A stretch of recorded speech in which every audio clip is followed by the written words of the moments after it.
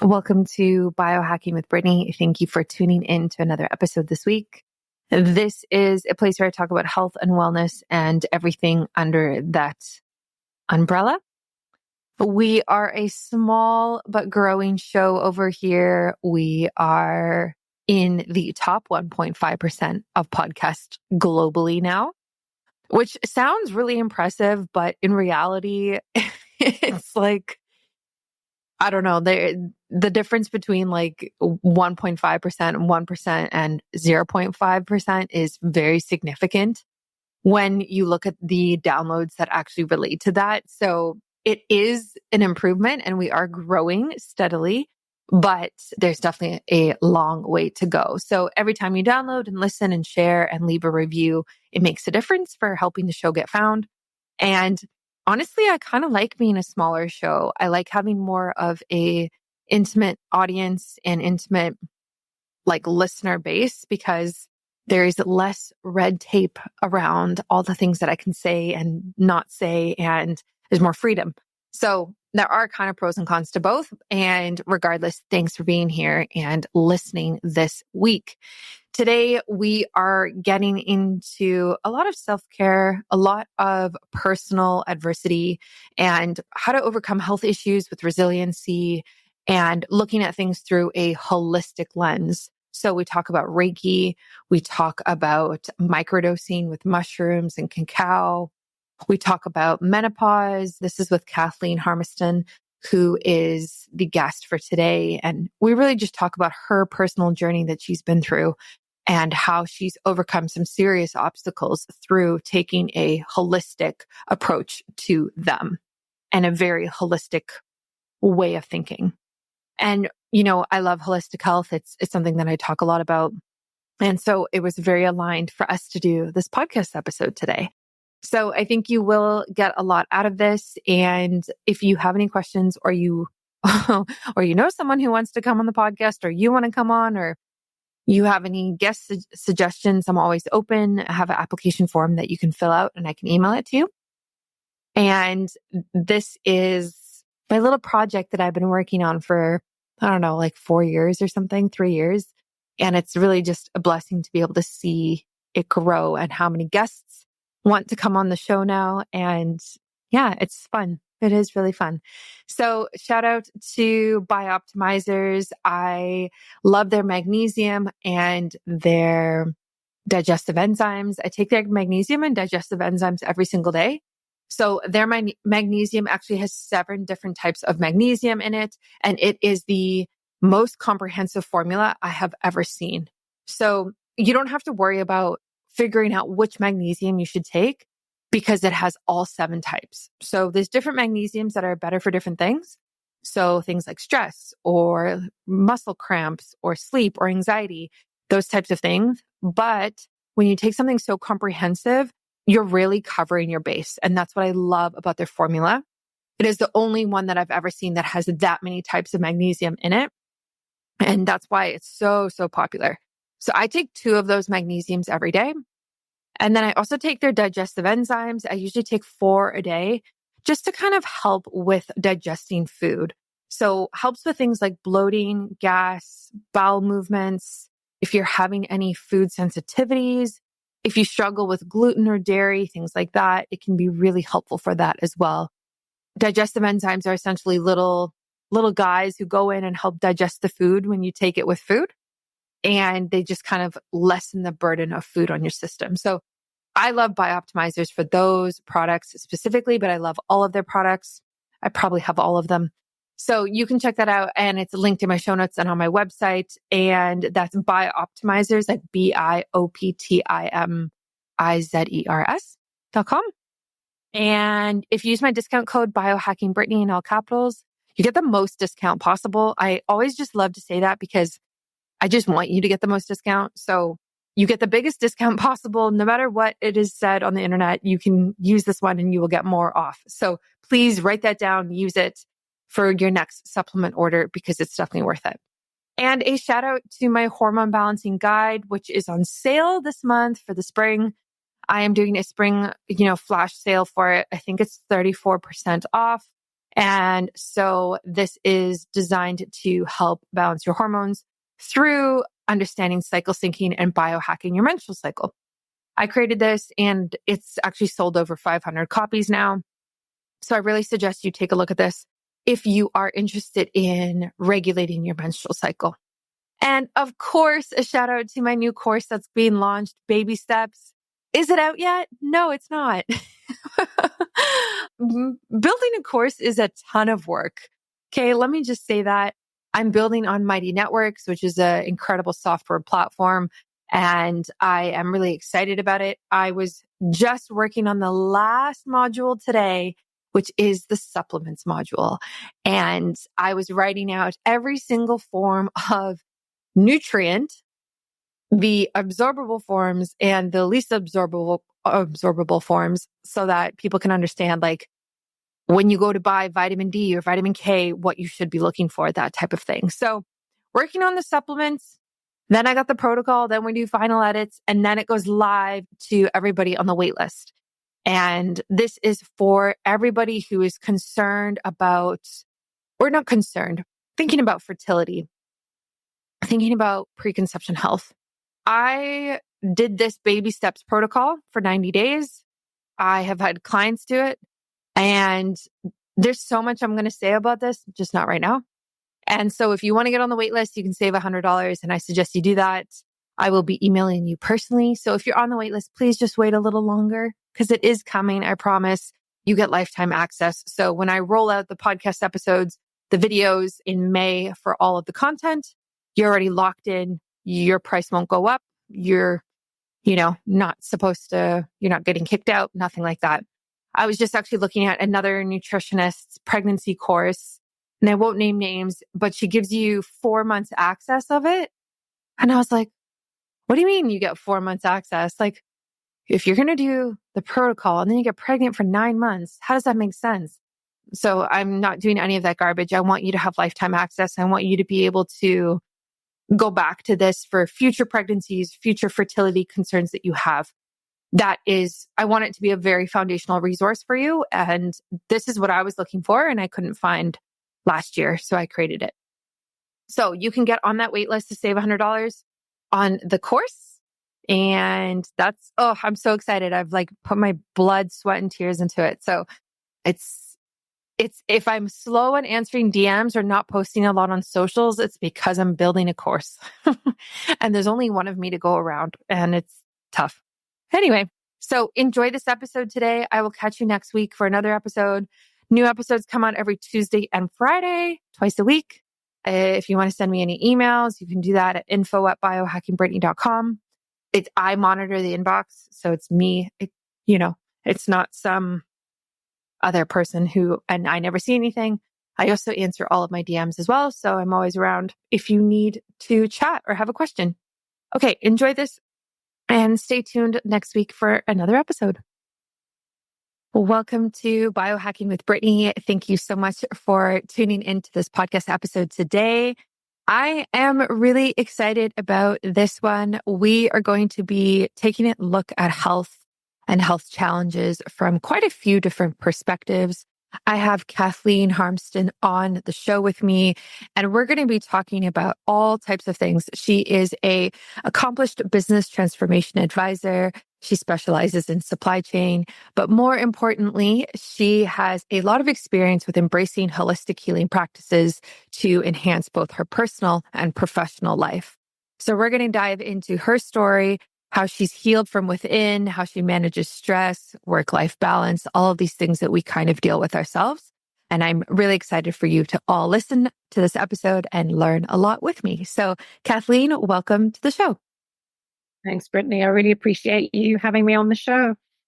Yeah, absolutely. So I would love to start with your journey with pancreatic atrophy and how that initial diagnosis kind of impacted your life and took you in a different direction that maybe you were heading down. Sure. It's a condition that is quite rare, apparently, but becoming more and more visible. A lot of people suffer from pancreatic atrophy and they aren't aware that they have it. And it manifests with digestive issues, with nausea, runny tummy, bloating, feeling unwell, just generally off, And in 2017, it was almost like, something very quickly happened to me. I could actually name the date and time when I became ill. But it took about 6 months to diagnose this issue with me, by which time I had very little detectable vitamin K and vitamin D in my system. And pancreatic atrophy is very well known for malabsorption of nutrients and key vitamins and trace minerals too. So I went on a 18-month journey of rediscovery of how to balance my cortisol levels, my heart rate, my weight, my foods. It turned my life upside down. Wow. And I have to say, it was one of the most thought-provoking, pivotal times in my life. And I'm really grateful for it because it created this completely new awareness in me about how the body is such a very sensitive piece of equipment and so heavily integrated with our minds. And for those that are more connected with the soul, more soul related too. So it took me on a holistic path, which lasted about 18 months to 2 years before I really could say that I was back in balance. Wow. I think that happens to a lot of people where they are suddenly faced with a new health issue or health concern that they don't have any experience in. And then they kind of have to become their own advocate and really self-educate and learn about how do we heal through this. And so I think it's remarkable that you took that upon yourself and you went about it in such a holistic way.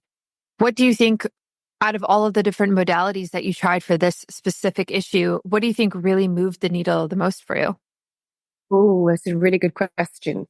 For me, I appointed myself a functional medicine specialist. So bearing in mind, I had about 6 clinicians working with me in their own disciplines. I had an endocrinologist, a gastroenterologist, and so on and so forth. So I appointed a functional medicine expert and someone who deals in the holistic as well as the traditional Western medicine. And for me, more than anything, it was acupuncture, believe it or not. Wow. And combined with meditation and yoga. Wow. And I went from someone who couldn't basically digest any food whatsoever to someone who had full vitality, and you wouldn't be able to tell that I had this issue where 75% of my pancreas literally packed up and didn't produce the digestive enzymes it needed. So for me, it was definitely a body, mind, soul integration program that helped me refigure out my stress balances, triggers of the past, issues, emotional traumas. And I do believe the body holds account. It stores a memory of every single thing that happens to it, whether that be emotional or physical. And ultimately, we have to rebalance. Yeah. And that's exactly what my body did for 2 years. It wasn't pleasant. It wasn't easy, but I would say it gave me so much as a consequence. Yeah. Yeah. It's really interesting when you start actually looking at the mind body connection like that. And I don't think people do that at first. I mean, even in my own experience with my own health issues, you kind of go down the the rabbit hole of like taking a supplement or changing your diet, and looking at how your body and your mind are connected is kind of like something you do later on when those things haven't really done a lot. So it's interesting that that worked as well for you. And I'm curious what role you think stress played in that. I don't know like what your stress looked like back then, but like what did it look like, I guess, and how did you manage your stress? Like it's such a massive topic, and I don't know, I find it very overwhelming sometimes to try to help people manage stress because it's part of life. Yeah, for me, I think it will be fair to say that I was your typical workaholic for sure. For me, 14, 16 hours a day from getting up early in the morning, to back meetings, getting home late at night, not eating properly, not resting properly, not exercising properly, So I was extremely successful in my career, but I was very unsuccessful in terms of looking after the very thing that is so precious, the body. And so my stress was sky high. My cortisol levels were through the roof. And I was finding that in spite of not eating hardly anything during the day, I was putting on weight. I was puffy. I felt fatigued. The stress had really played a major part in hiking every single sort of indicator in my body to its maximum. And do I think that it added an extra stress on the pancreatic digestive system? Yes, I do, albeit the medical profession have diagnosed me with something called idiopathic pancreatic atrophy, which is a clinical term for we don't really know what caused you to suddenly have 75% of your pancreas disappear. We think it might be an autoimmune issue. And whenever I consequently, now that I've been through this journey, every time I hear the view of autoimmune idiopathic responses, I think, stress, emotional disturbance, trauma. Yeah. And so when I look back at 2010 through to 2017, it was a particularly stressful time for me personally and professionally. And I don't think it helped an awful lot in terms of maintaining a reserve, at least. So by the time I became ill, I had very little left in the tank to give. And I think that's a warning for many out there, make sure you've got plenty of reserve, because if and when you do need it, it can help you a long way to sustain a recovery program. Are you confused on how to balance your hormones and understand your cycle? Maybe regulate it, reduce the symptoms that you're dealing with, like PMS, cramping, pain, headaches, insomnia, things like that? I created an ebb and flow menstrual cycle guide that talks all about this, and it is now on sale for the first time in a very, very long time. You can get 34% off with my spring special that I am doing. And I think this is the highest percentage I've actually ever given off on the guide. Typically it's 29 USD and now it is 19. And I really suggest you grab this before the end of March while you can, before the price goes back to normal. So this guide has over 30 different recipes that you can pull from that are all about how to optimize your hormones and sync your cycle. But it also has things like seed cycling in it and learning about the different nutrition and food for every phase of your cycle. There is a workout plan that shows you which workouts are best during which phase. There are lifestyle practices and biohacks, supplements, herbs and botanicals, and even mental and emotional health recommendations made for each phase of the menstrual cycle. The recipes have calories, carbs, fat, protein, vitamins, and minerals all broken down for you, so you can see exactly what you're eating and how it's going to impact your health. Again, I really suggest you grab this while you can during my spring special. It's linked on my website and in my show notes. You can save 34% and get that guide right now. I think this is foundational for every single woman to understand her menstrual cycle and her hormones, especially before fertility or anything like that even comes up, or maybe you're post that phase of life and now you're trying to regulate again. This is also a perfect guide for that. So that is my ebb and flow cycle guide, and I will link it in the show notes and on my website for you. Yeah, I completely agree. And I can see a lot of connections there that I make and that people will make with this as well. So when you were thinking about your reserve and this idea of like resilience and being able to just get through this tough time for you personally and professionally, like if someone is going through that right now, what would you recommend? I mean, now you're on the other side of it, thankfully, which is great. But there's a lot of people who are deep in that right now. And what advice would you give to them to really help make that mind-body connection that maybe they need to focus on? Well, first of all, I'd say that your health is the most valuable currency that you absolutely have. And so, to be proactive rather than reactive is a really, really important thing. I don't wait till you have symptoms and issues. Try and establish a program of evaluation, which is what I did leading up to my diagnosis, I joined an executive review program in Harley Street in London, and they assessed every single aspect of what was going on in my body at the time. And so a proactive plan of eating, exercising, meditating, doing stress relief mechanisms, from simple things like breathing techniques to a 45-minute exercise program 3 times a week, just basic things that we take for granted, was what I wasn't doing, that I started to integrate into my life. So I'd say, please understand that your health is the biggest asset that you have. And without that, really, you aren't going to progress in life. So it's small things. Try not to eat the elephant all at once. Try and cut down, task by task, what you're trying to achieve and do, and incrementally introduce new ideas and techniques into your regime, whether that be a healthy eating lifestyle or a different sleep regime or an exercise regime. Trying to do everything at once is a huge task. And given that 28 days is what's required to improve habits and change regime, doing a lot of things at once can be very complicated and very tiring and confusing too. So I'd say choose some simple things to make a difference and then build on that. Mm-hmm. Yeah, I love that.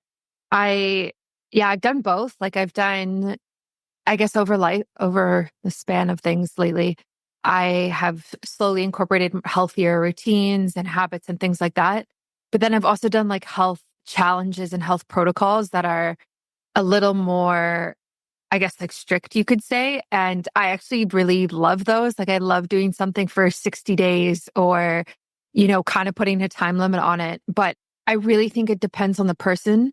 Some people are really good at, going cold turkey on things.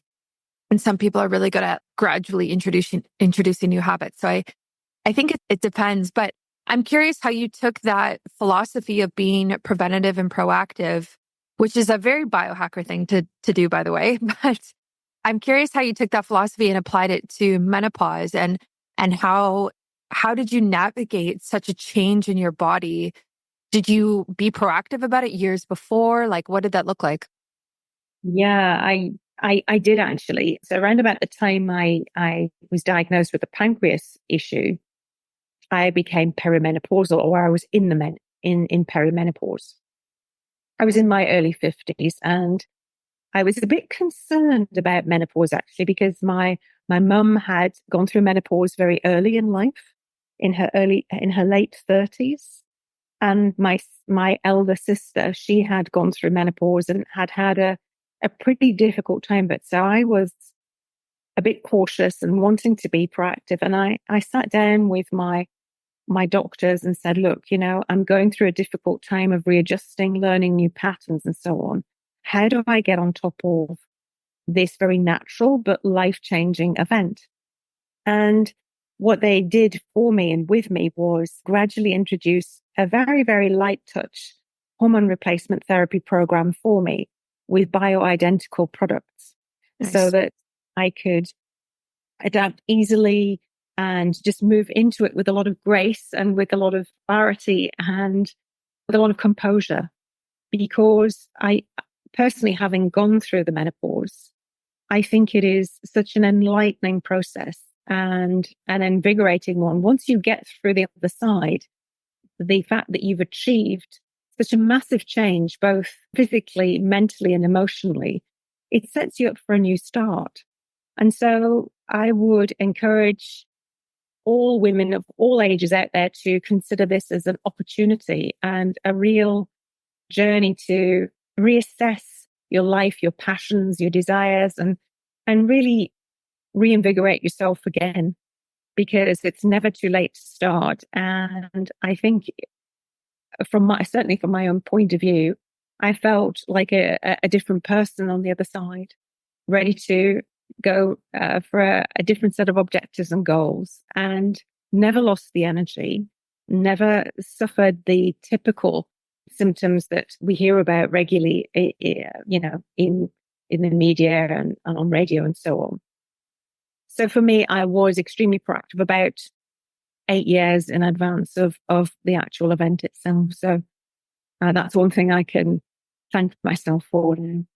Yeah, I love that. I think that's a great idea. And I think that's the approach that I would try to take as well. And I'm seeing more and more women talk about is this idea of being proactive about menopause and perimenopause years before so that it can be a smoother transition. And also the increase of people using bioidentical hormones is great as well. I actually just recently got my mom to start taking them, and she's noticed such a difference from being on some progesterone cream every night. And it's been really awesome to see her mental state and her sleep shift. Honestly, Yeah. yeah. Yeah, so So significantly. yeah, for me, it was my lifesaver, actually. So I didn't experience hot flushes and hot flashes or a little bit of sleeplessness and perhaps a little bit of a mood swing here or there, but nothing to what could have been. So I consider myself very lucky. Yeah. Yeah, absolutely. So I know you have a background in Reiki as well. And how does that kind of play into this healing journey that you have had? Like, when did you start kind of exploring that? Oh, this was back in 2008, actually, because I'm a scientist by profession and by technical training. So my degree is in chemistry and I was a research chemist way back in the day. But I've always wanted to understand more about myself and about the universe and just, break the boundaries of science a little bit. And I went on this sort of journey. By the time I was in my mid 30s, I started to question a lot of things and wanted to discover and try out different modalities, different healing techniques. Just really, I was very curious and still am a very curious character.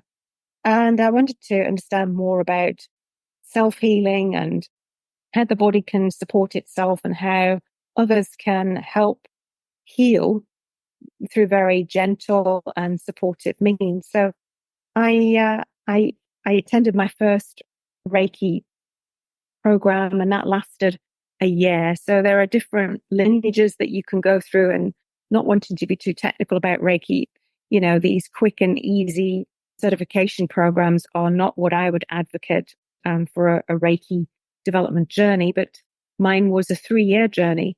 And I eventually took up my Reiki masters and was successful at that. And the reason why it took so long is because Reiki encourages you to heal yourself first and become the cleanest version or vessel that you can be to channel universal healing energy through.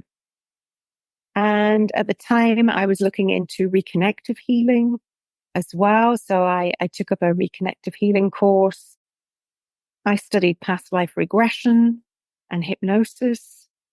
So anything and everything, it was a very hungry time for me in terms of understanding all other alternative means by which I could understand myself more importantly and secondly to help others. So Reiki is a fascinating process to understand and actually take part in, and it's equally as wonderful for me to actually help people. So not only do I feel a sense of achievement having helped someone, but also I feel very calm and settled as a consequence of conducting a ceremony for them. So yeah, it's a two-way street is Reiki. And I'd encourage anyone who hasn't experienced it to, one, seek out a really good certified practitioner, and two, just be open to whatever comes your way, whether that be physical, mental, or emotional healing. It's very special part of my.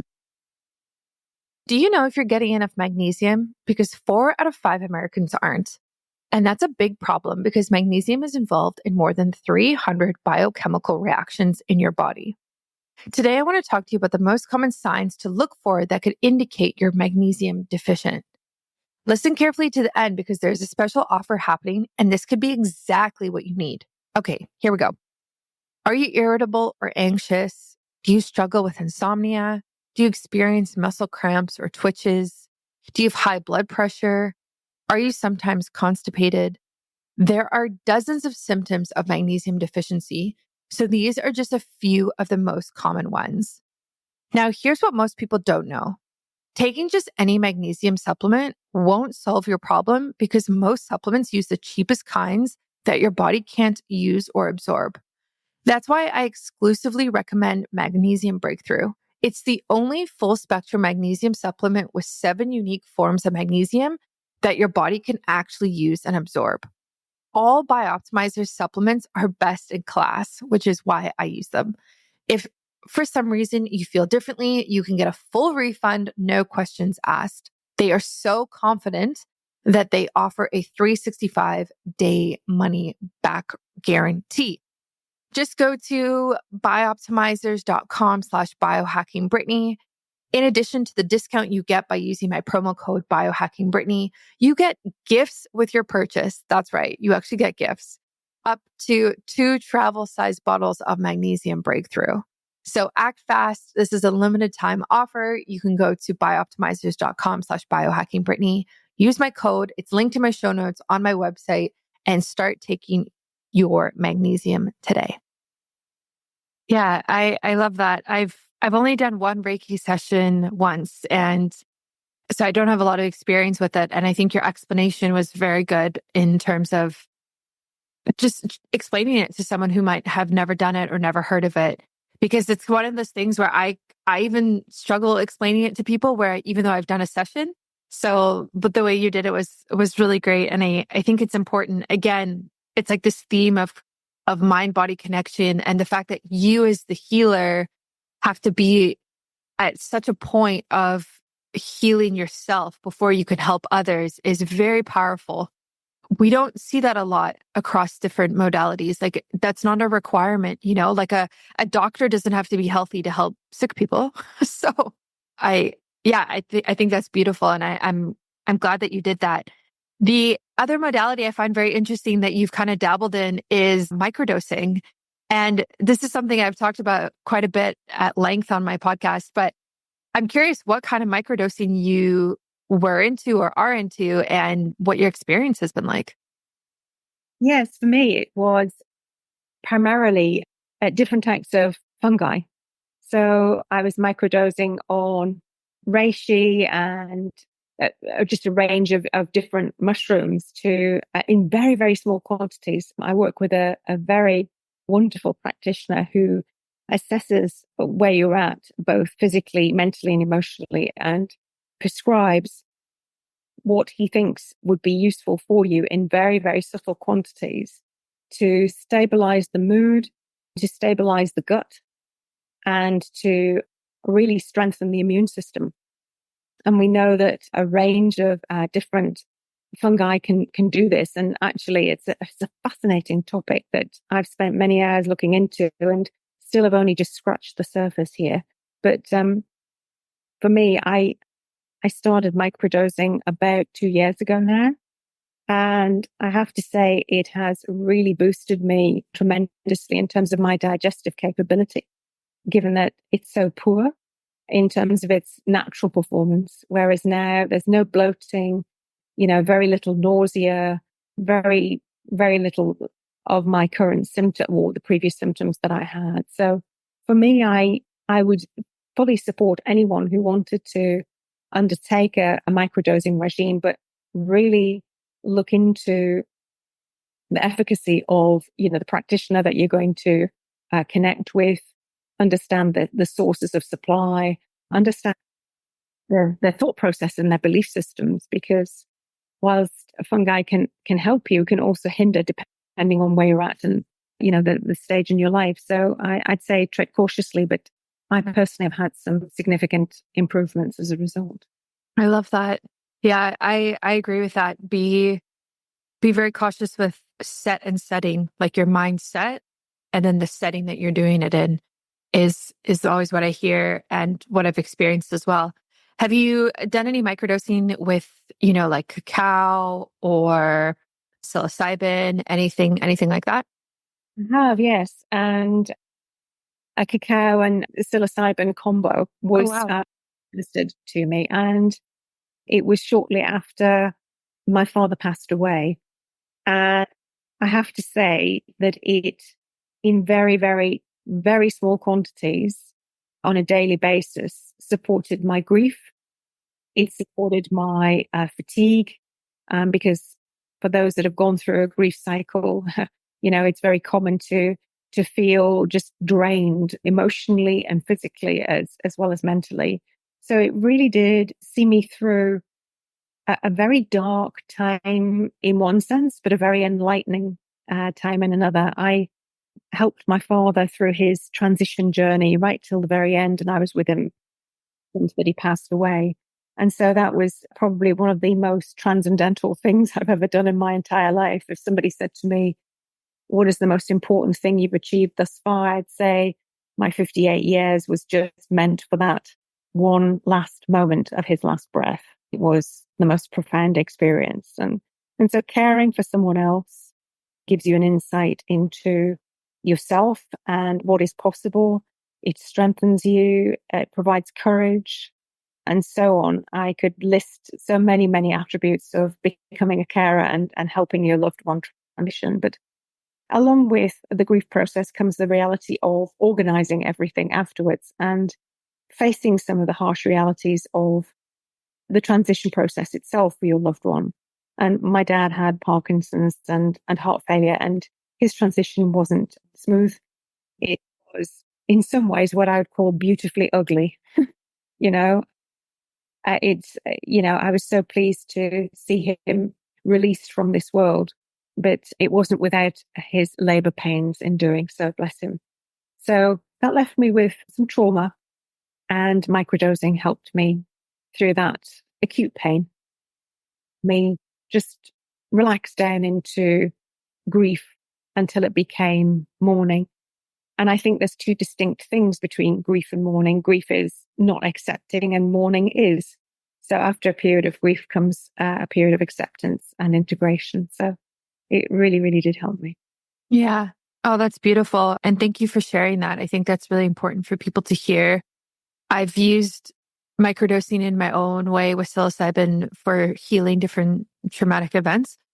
It has not included death. And I could only imagine how profound that would be, because it's just so healing in how it rewires the brain and creates new neural pathways. And so to process something so significant like you did would be a hard thing, but a very beautiful thing. And I'm so happy that you were able to take that approach to it. I think that's a very healthy approach, even though I know that's very difficult for you to go through.